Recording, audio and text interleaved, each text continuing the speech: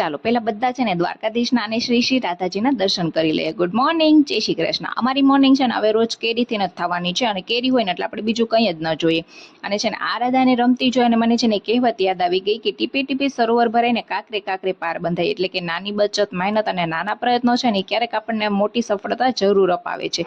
એટલે આપણે આપણા પ્રયત્નો ચાલુ જ રાખવાના છે, આજ નહીં તો કાલ આપણને સક્સેસ જરૂર મળવાની છે।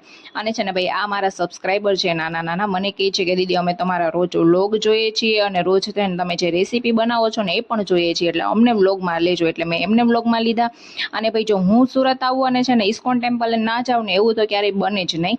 એટલે હું ને રાધા પહોંચી ગઈ ઇસ્કોન ટેમ્પલે, ત્યાં જઈ અને છે ને થોડી વાર બેઠા, ભજન કર્યું અને અમારી રાધાને છે ને ભાઈ અહીંયા તો બહુ મજા પડી જાય।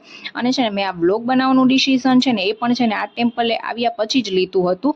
અને મેં પહેલાં પણ ઘણી વાર કીધું છે કે temple is the best source of positive vibe. ત્યાં જાઓ ને એટલે બસ તમને છે ને નકરી પોઝિટિવ વાઇબ્સ જ આવે। પછી ઘરે આવીને વઘારેલા ભાત બનાવ્યા હતા અને આપણે તો ભાઈ ત્રણેય ટાઈમ છે ને કેરી ખાવાનું જ કામ કરીએ છીએ। તો મળીએ આવતીકાલે એક નવા વ્લોગ સાથે, ત્યાં સુધી બધાને જય બજરંગબલી, બાય બાય।